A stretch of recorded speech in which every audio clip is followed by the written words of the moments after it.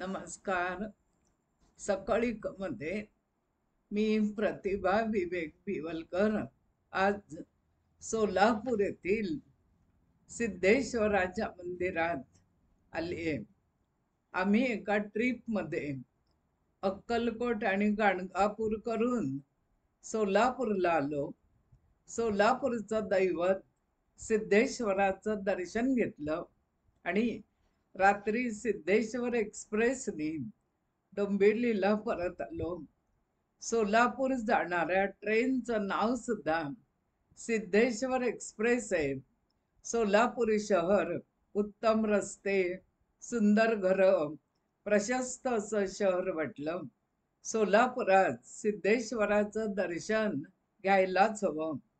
हिंदू आणि लिंगायत शैव पंथीय या मंदिरात येतात. मंदिराभोवती एक तलाव आहे आणि मध्यात हे मंदिर आहे. भुईकोट किल्ला जवळच आहे. मंदिराचं नाव खरं तर सिद्धरामेश्वर मंदिर असं आहे, पण सगळी जण सिद्धेश्वर मंदिर असंच म्हणतात. गुरु सिद्धरामेश्वरांनी इथे समाधी घेतली. भक्त आणि भाविकांनी पवित्र मंदिर उभारलं.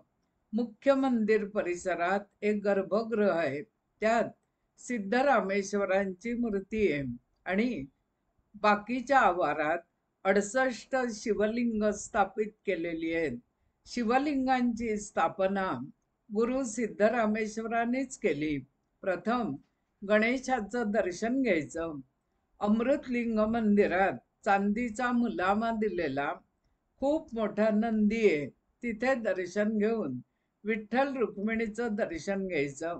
मध्यवर्ती गुरु सिद्धरामेश्वरांची समाधी आहे, त्याचंही मंदिर आहे. मंदिर पूर्णपणे संगमरवरी आहे. विशिष्ट शैलीचं वगैरे हे प्राचीन मंदिर नाही, पण एक देखणं मंदिर म्हणून सिद्धेश्वर मंदिराकडे पाहायलाच हवं. गुरु सिद्धरामेश्वर एक योगी पुरुष होते. श्रीशैल्य येथील मल्लिकार्जुनाचे ते परमभक्त होते. त्यांनी सिद्धेश्वर मंदिर बांधलं. लिंगायत लोक 6 गुरु म्हणतात, त्यातले एक सिद्धरामेश्वर आहेत.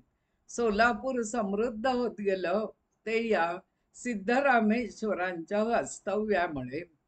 1900 सालापासून सिद्धरामेश्वर देवस्थानकडून कारभार चालवला जातोय.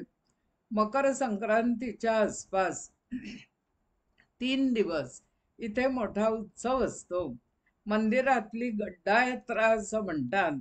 काठीची मोठी मिरवणूक निघते आणि वीरशैव समाजाचा तो जोगदंड असतो.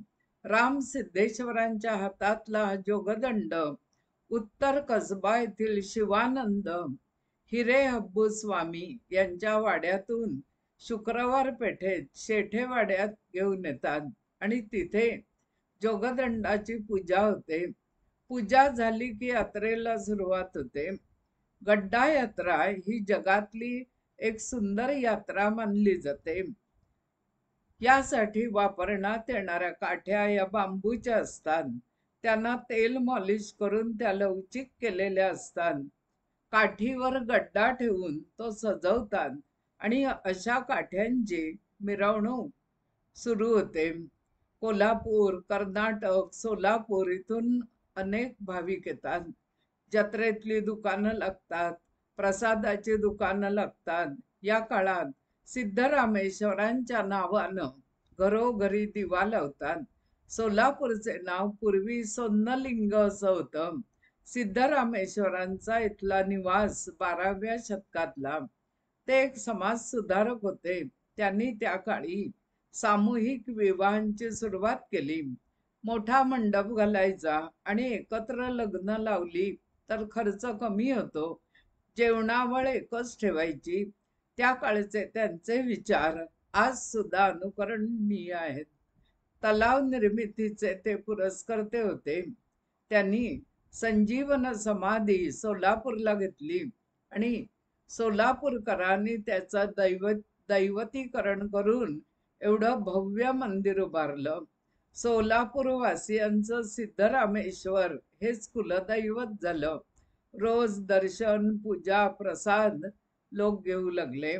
मंगल प्रसंगी पहिलं आमंत्रण सिद्धेश्वरालाच जातं. दर्शनाला जाताना उत्सवात इथले लोक अंगात बाराबंदी धोतर नेसतात, फेटा बांधतात. स्त्रिया काठपदराच्या साड्या, ब्लाऊज नेसतात, डोक्यावरून पदर घेतात. आजही इथल्या स्त्रिया हातभर बांगड्या घालतात, पायात जाड पैंजण किंवा तोडे असतात, ठळक हळद आणि कुंकू लावतात. मंदिर निसर्ग सौंदर्यानं परिपूर्ण आहे. मंदिराच्या सभोवती तलावाचं पाणी आहे. जणू एखाद्या छोट्या बेटावर सिद्धेश्वर मंदिर आहे असं आपल्याला वाटतं. सभोवती सुंदर बाग आहे, पाण्यात खूप बदकं आहेत आणि मंदिराजवळच्या तलावात होड्या आहेत. नौका विहार करता येतो. मंदिर तलावाला लागून एक भुईकोट किल्ला आहे. अनेक छोटी छोटी मंदिरं आवारात आहेत. सुंदर परिसर आणि स्वच्छता आहे. रोज प्रसाद व्यवस्था आहे. दर्शन रांग असली तरी 10 मिनिटात आपल्याला दर्शन घडतं. सिद्धरामेश्वर हे कवी, विचारवंत, समाजसुधारक, लोकशिक्षक, ते वाणी पेशाचे होते. त्यांची भाषा मराठी होती. त्यांनी 5,000 सुंदर वचनं लिहिली. मंदिरावर त्यांच्या विचाराचा पगडा आहे. इथल्या शिवलिंगांना नावं आहेत. त्यातली काही नावं माझ्या लक्षात राहिली. अमृतेश्वर, पापेश्वर, संगमेश्वर, परमेश्वर, योगीनाथ, ओंकारेश्वर, माहेश्वर, शिखरेश्वर, नंदिकेश्वर, तैलेश्वर, विश्वेश्वर, यल्लेश्वर, बंडेश्वर, उमेश्वर, पाशुपती अशी काही नावं. सोलापूरच्या मंदिराबरोबर इथली यात्रा सगळ्यांनी बघायला हवी. कुटुंबातील सर्व यात्रेचा इथे अनुभव घेतात.